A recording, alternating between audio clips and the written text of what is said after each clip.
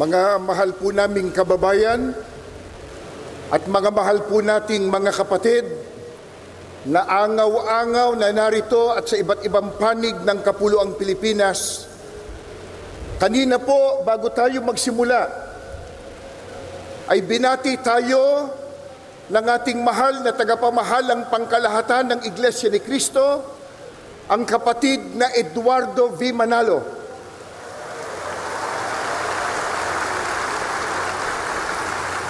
Bayaan niyong tayo naman ang bumati sa kanya ngayon. Sabihin po nating magandang araw po ka Eduardo. Isa pa.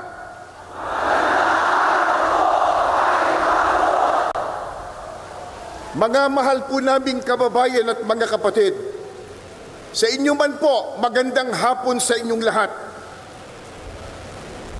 Maraming salamat po sa inyong pagdalo at pakikiisa sa isang dakila at makasaysayang aktibidad na ito. Narito tayo ngayon mula po sa iba't ibang sektor ng lipunan, iba't ibang relihiyon,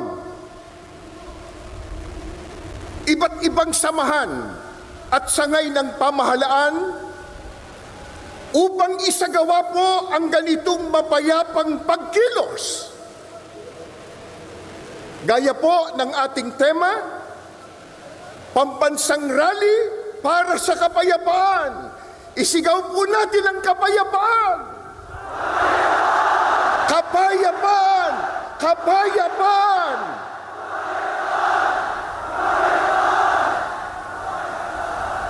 Maliwanag po sa atin na isang aral ng Diyos na nakasulat po sa Biblia na dapat tayong magpasakop sa kapangyarihan o pamahalaan ng bayan, na yan po ang katangian at sinusunod ng mga kaalib sa Iglesia ni Cristo.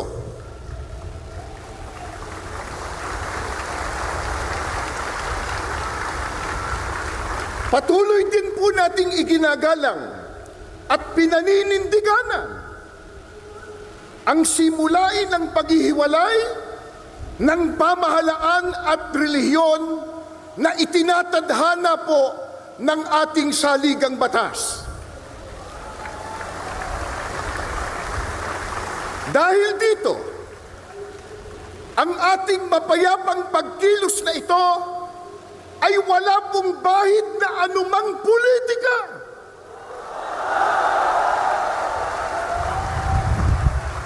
Ni hindi po tayo nanghihimasok sa mga pinuno ng ating bayan sa pag-ugit nila ng pamahalaan. Hindi po natin nais makialam sa pagpapatakbo ng pamahalaan ng ating bansa. Ano po ang nais ng maraming kababayan po natin at ng angaw-angaw na kaalib sa Iglesia ni Cristo narito ngayon? Ang nais po natin, ang maliit na tinig na ngayon ay pinagsasama-sama natin sa ating rally, mapakinggan naman ng pamahalaan.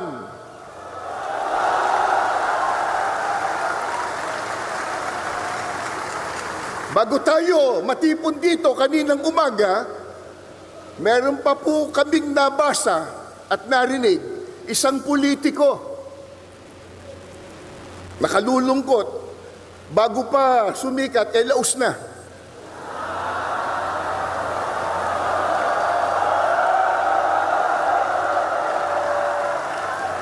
Nang makita po ang milyong ito, milyong-milyon, na dami ng tao, abay sinabi niya kanina, kahit marami yan, minurya pa rin sila.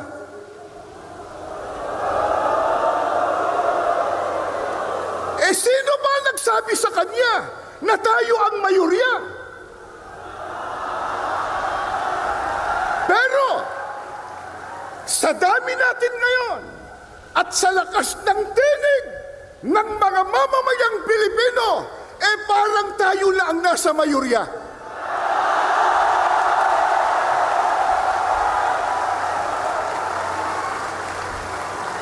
Ang totoo, na ito sana ay maunawaan at maintindihan ng marami, lalo na ng mga namumuno sa ating bansa, na itong ginagawa po natin, mga mahal naming kababayan, sa pangunguna ng Iglesia ni Cristo, ay pagtulong natin sa pamahalaan.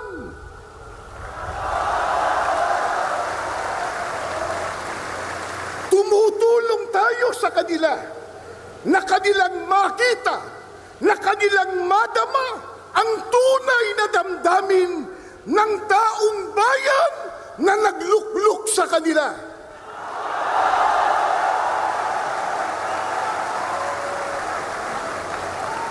Mula pa kanina, sa mga naunang nagsalita at maging sa mga video presentation, ay ipinakita na po kung gaano katindi at karami ang problemang dinaranas ng ating bansang Pilipinas, na yan po ang dapat na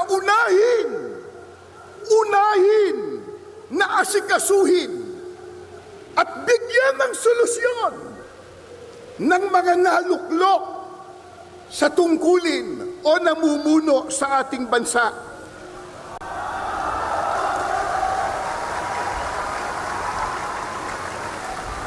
Nakalulungkot ang inuuna ng iba sa kanila, yung mga nagbubunga ng awayan, nagbubunga ng hidwaan, na alam naman nating lahat na ang ginagawa nila, pamumulitika lamang. Tulad ng isinusulong nila na impeachment ng pangalawang Pangulo. Sinabi na ng ating kagalang-galang na Pangulong Ferdinand Marcos Jr. at alam na po ng marami nating kababayang Pilipino, ang totoo nating lahat. Kasi po, kahit mahihirap lang ang maraming Pilipino, manurunong naman tayong umintindi. Hindi tayo mangmang. Isigaw nyo nga, hindi mangmang, hindi mangmang, hindi mangmang. At lalong hindi tayo bobo.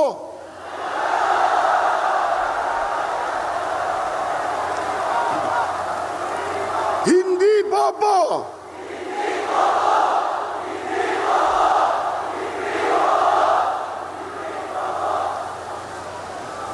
Sana marinig yan ng isang abogado.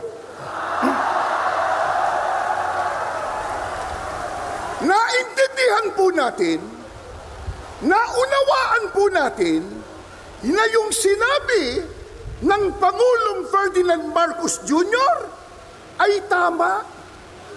Totoo na yung isinusulong nilang impeachment laban sa pangalawang Pangulo, hindi po makatutulong. Hindi po makapag-aangat ng kalagayan ng pamumuhay ng kahit isang Pilipino. Ang tanong, yan ba naintindihan ng mga mambabatas? Naintindihan?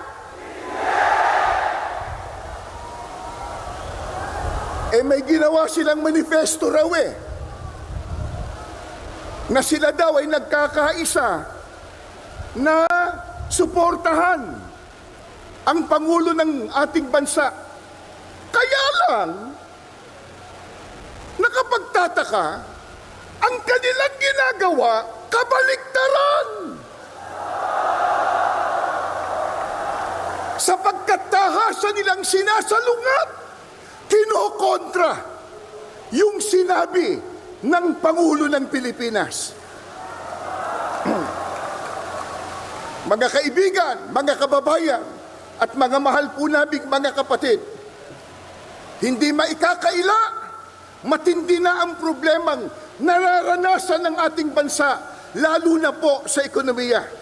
Hindi po ba yan ang dapat talagang unahin at bigyang solusyon, bigyang prioridad ng mga namumuno sa ating bansa? Gaya ng nabanggit natin, nakalulungkot po sapagkat hindi yan ang nakikita nating ginagawa ng iba sa kanila.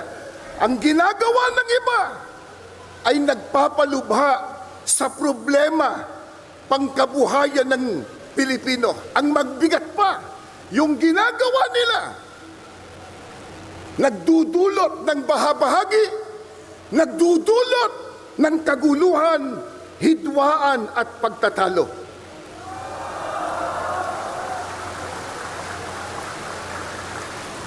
Alam po ng lahat, marami ang naghihikahos. Marami ang walang trabaho.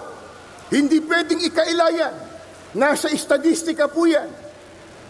Isang araw lang, kahapon, di ho ba? Inilabas sa isang survey na 63% sa mga Pilipino ang nagsasabi na sila ay mahirap ang pamumuhay. Yan pong estadistika na yan.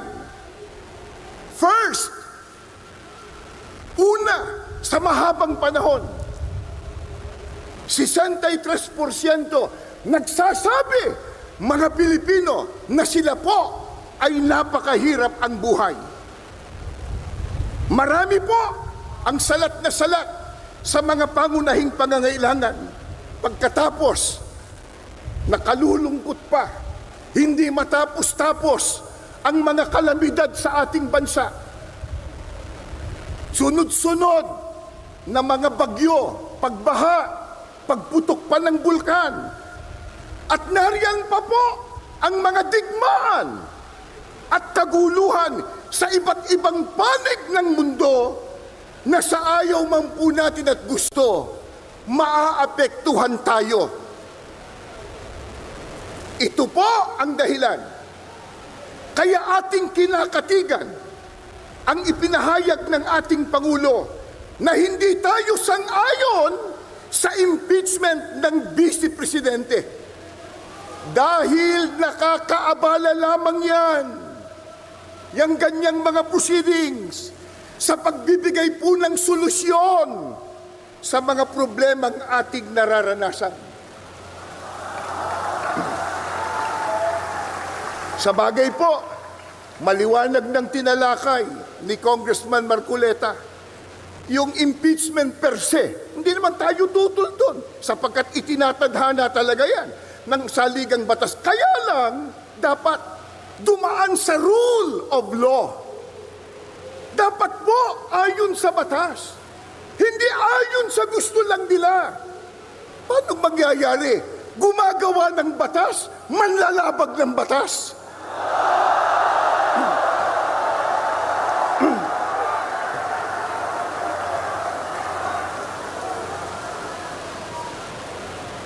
Kaya, ang ating panawagan sa mga mahal po nating leader sa ating bansa, gaya ng nakasulat sa inyong mga placards at inyo pong isinisigaw, mga kapatid at mga kababayan, unahin po natin ang tao, hindi ang kapakanan ng partido.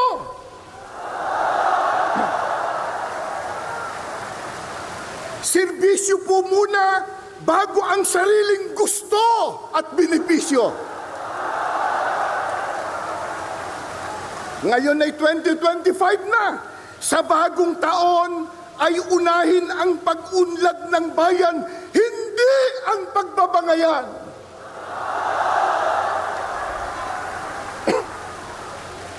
Ano ang pinakamimithi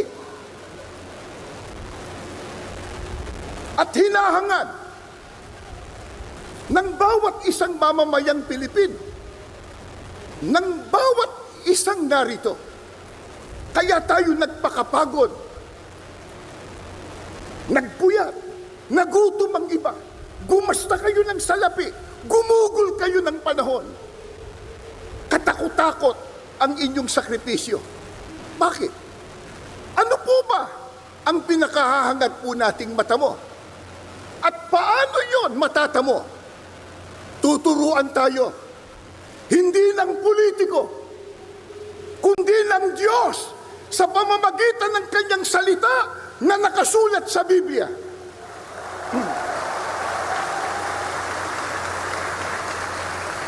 Ano po ang turo ng Biblia para matamo ang pagpapala, ang kabutihan, at ang kaligayahan? Pakinggan nyo, bubuklat po ako ng banal na kasulatan. Sa aklat po ng Mangawit, 133, 1 at 3. Masdan ninyo na pagkabuti at pagkaligaya sa mga magkakapatid na magsitahang magkakasama sa pagkakaisa. Saan daw po? Gayaan niya ng hamog sa Hermon na tumutulo sa mga bundok ng Sion, sapagkat doon pinarating ng Panginoon ang pagpapala sa makatwidbagay, ang buhay na magpakailanman. Ano po ang turo ng Biblia para makamit po natin ang pagpapala, ang kabutihan at kaligayahan? Ang sabi po ng Panginoong Diyos, pagkabuti at pagkaligaya sa makatwid, ito, mabuti sa Diyos. Kung minamasama ito ng ibang mga tao, sa Diyos, mabuti po ito. Ano po ang sabi ng Biblia? Masdan yung pagkabuti at pagkaligaya sa mga magkakapatid na magsitahang magkakasama sa pagkakaisa.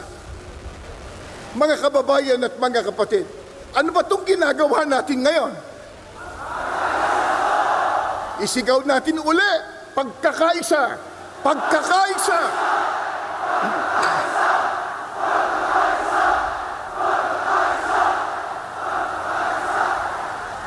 Ano ang katunayan na pagka nagsama-sama at nagkaisa, ito po ay mabuti sa ating Panginoong Diyos? Sapagkat ang sabi pa ng Biblia, doon ipinarating ng Panginoon ang pagpapala. Pagpapalain. Kailan? Pagka nagkaisa. Paano ka pagpapalain kung watak-watak? Paano ka pagpapalain kung may hidwaan? Kung may kampi-kampi? Sa makatwid, yan po ang pinakalundo ng ating rally na ito. Pambansang rally para sa kapayapaan, pero magsisimula yan sa pagkakaisa na nais ng ating Panginoon Diyos. Sa bagay, sino ba ayaw na magkaisa? Sino ba ayaw na maging mapayapa? At higit sa lahat, sino ba ayaw ng pagpapala? Lalo't galing sa ating Panginoon Diyos. Pero, paano natin magagawa yun? Magkakaiba tayo ng lingwahe. Meron tayo ditong mga kapatid. Nakikita ko po Maynila, Rizal, Laguna, San Pablo, iba't ibang dako. Magkakaiba tayo ng lingwahe at dialekto. Magkakaiba ng partido. Magkakaiba pa ng relihiyon at interes. Paano po magagawa yung pagkakaisa? Hindi po mahirap. Itinuro din ng Panginoong Diyos. Nakasulat din po sa Biblia, sa Colosas 3:14. Ito po, higit sa lahat, taglayin ninyo ang pagmamahalan na siyang nagbubuklod sa ganap na pagkakaisa. Paano po mabubuklod sa pagkakaisa? Kailangan pala ang pagmamahalan. Bagamat may kani-kanya tayong opinyon sa isang partikular na issue, iba't ibang kalagayan ng ating buhay o interes, pero kung udyok ng pagmamahalan sa isa't isa, lalo't pagmamahal sa ating bansa, tayong lahat mabubuklod sa pagkakaisa.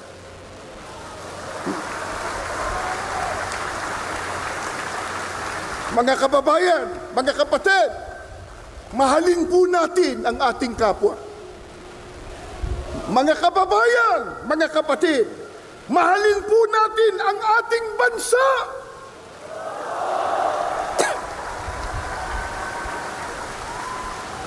Hindi ang pera, hindi ang kapakanang pansarili. Sa makatwid, para sa ating bansa, pagyamanin po natin ang pagkakaisa, udyok ng pagmamahalan at pagmamalasakit. Mga kababayan, iisa lang po ang ating bansa, ang ating bansang Pilipinas. Walang ibang magmamalasakit dito, kundi tayo na mga Pilipino.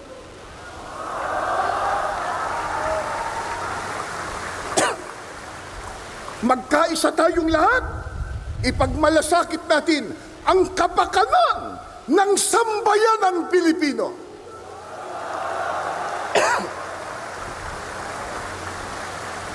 Bukod po sa kasaganaan at pagpapala na dulot ng sama-samang pagkakaisa, alam po ba nyo kung gaano pa kahalaga na tayo ay magkasama-sama sa pagkakaisa?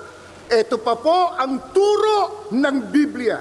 Ikalawang Korinto 13, ang talata po ay 11. Sa katapos-tapusan, mga kapatid, paalam na.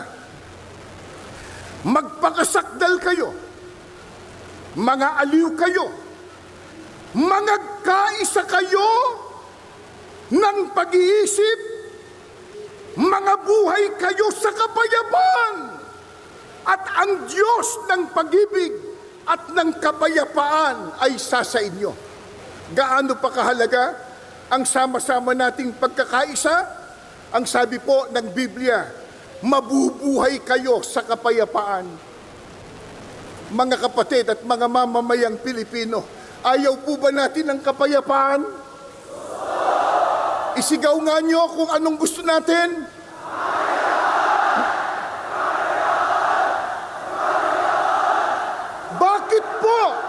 Bakit po natin natitiyak? Matatamo natin ang kapayapaan pagka tayo'y nagkakaisa. Sapagkat sinabi din ni Apostol Pablo, ang Diyos ng pag-ibig at ng kapayapaan ay sa inyo. Sasamahan ng Diyos pag nagkakaisa. Sasamahan po ng Panginoong Diyos yung sama-sama na nagkakaisa para sa mabuting layunin. Paano kung watak-watak? Paano kung hindi magkasundo? Paano kung kampi-kampi? Ayon sa Biblia, sa Diyos ba yun? Tama kayo, pero babasahin ko sa Biblia. Ganito po ang nakasulat. Santiago 3:14 hanggang 16. Ito po. Ngunit, kung kayo'y merong mapapait na paninibugho at pagkakampi-kampi sa inyong puso, huwag niyong ipagmapuri at huwag magsinungaling laban sa katotohanan. Hindi ito ang karunungang bumababa mula sa itaas, kundi ang nauukol sa lupa, sa laman, sa dyablo.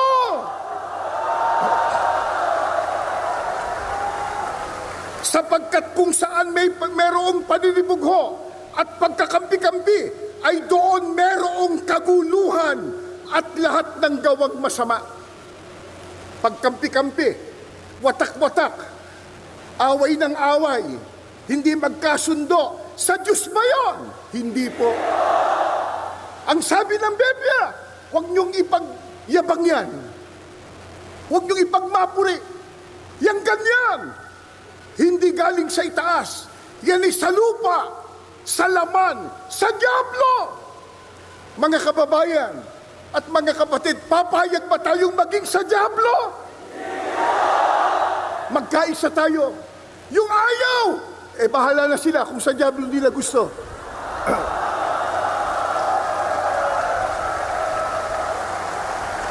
Ano ang sabi pa ni Apostol Santiago? Pagka hindi magkaisa, watak-watak, kampi-kampi, bahagi, ang sabi po ng Biblia, naroon ng kaguluhan. O hindi ba nagkakagulo sila?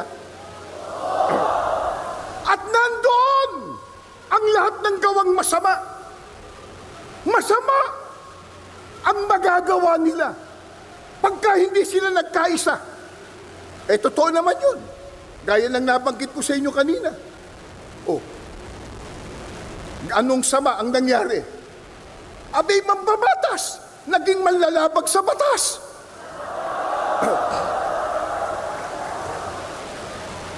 At merong sinabi ang Panginoong Kristo, pagka ang isang gobyerno o kaya isang kaharian nagkawatak-watak, hindi magkaisa, ano ending niyan? Ano ibubunga niya? Ito po, pag binasa po natin ang nakasulat sa Lucas 11:17, ang sabi ni Kristo, ang bawat kahariang nagkakabahabahagi laban sa kanyang sarili ay magkakawatak-watak. Masisira, babagsak, mga mamamayang Pilipino. Papayag po ba tayong ang ating bansa'y bumagsak? Mahalin po natin ang ating bansa. Mga mahal po namin, mga kababayan at mga kapatid. Baka sabihin nyo, paano yan? Nagkaroon na ng pagkakawatak-watak. Ano gagawin natin? Nagkaroon na ng bahagi. Nagtalo-talo na nga Away-away na. May pagkakataon bang malunasan na yung unity ay naging disunity? Meron pa kayang pagkakataon ngayong nagkabahabahagi, naghidwaan, nagdulot ng kaguluhan, malunasan? Paano po maaayos ang sitwasyon ngayon? Biblia po ang sasagot. Nagtatanong lang tayo. Ito po ang pahayag ng banal na kasulatan. Ito po ay naganap sa panahon ng Panginoong Hesukristo sa Juan 8:3 hanggang 11. Subaybayan po ninyo. At dinala sa kanya ng mga eskriba at ng mga parisiyo ang isang babaeng nahuli sa pangangalo niya. Yung mga eskriba po at parisiyo, yan yung mga taong pantas sa kautusan ni Moises sa batas. Hindi ko naman sinabing mambabatas, kundi ang sabi sa kasaysayan na yung mga scribes at mga parisiyo, mga pantas sa kautusan at batas sa panahon ni Moises. Itutuloy ko po. Isang babaeng nahuli sa pangangalo niya at nang mailagay siya sa gitna, sinabi nila sa kanya, Guro, nahuli ang babaeng ito sa kasalukuyan ng pangangalo niya. Ito sabi ng mga eskriba at parisiyo. Tinanong si Kristo, ano pa ang kanilang igini? Ito po, sa kautusan nga ay ipinag-utos sa amin ni Moises na batuhin ang mga ganyan. Batas daw po noon sa panahon ni Moises. Yung nahuli sa akto ng pangangalo niya, convicted Ang parusa, batuhin.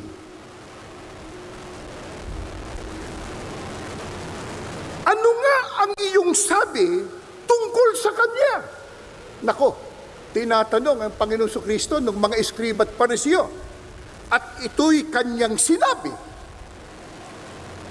At ito'y kanilang sinabi na siya'y sinusubok upang sa Kanya'y may maisumbong sila.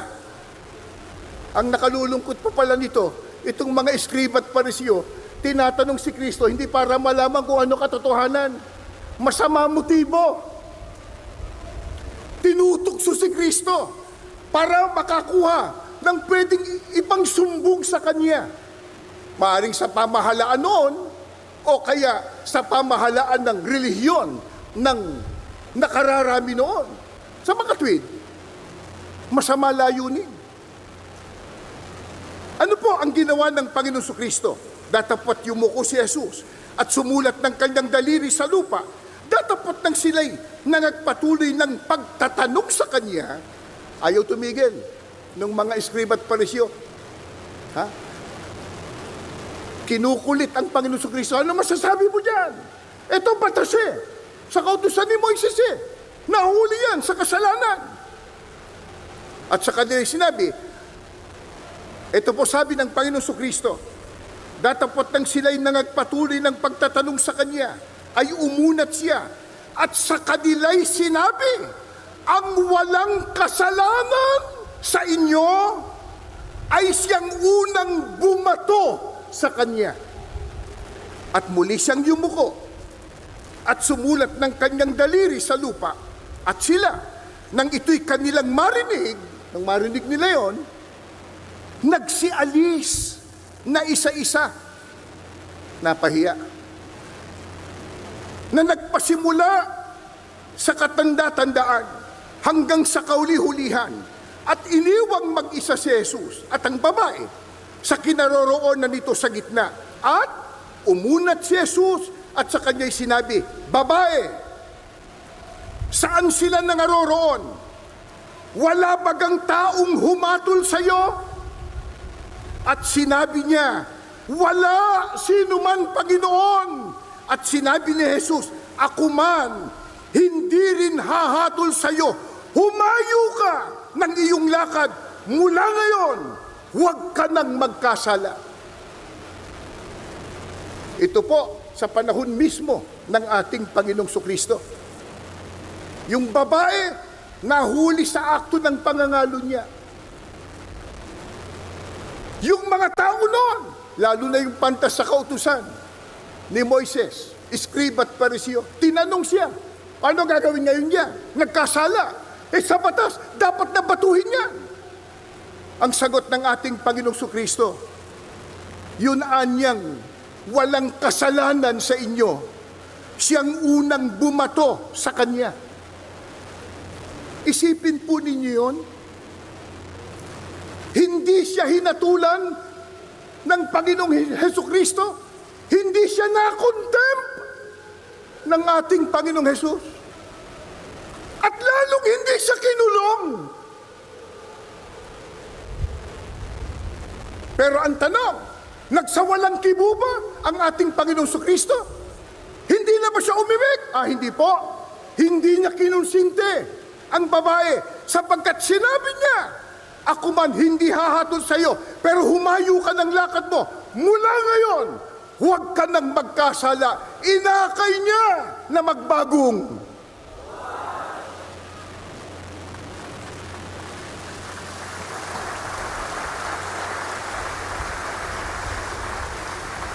Ano po ang ipinakikita at binibigyang diin sa nangyari dito?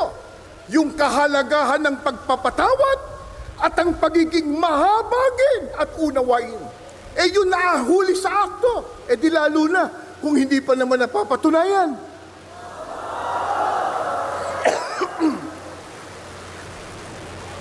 Mga mahal po naming kaibigan, mga kababayan, at higit sa lahat mga kapatid, sa buong kapuluang Pilipinas, ang marami po'y nagtitipon-tipon din sa iba't ibang dako sa mga rehiyon at mga lalawigan. Nasabi ko na po sa inyo kanina, alam po namin at alam ninyo kung gaano ang puhunan ninyo sa dakila at makasaysayang rally ito. Marami sa inyo na hindi na nakatulog kagabi. Marami sa inyo ang lalayo ng nilakad. Marami sa inyo na puyat, na gutom. Pero mga kapatid at mga kababayan, ang lahat ng yan ay hindi po sayang. Ang lahat ng yan ay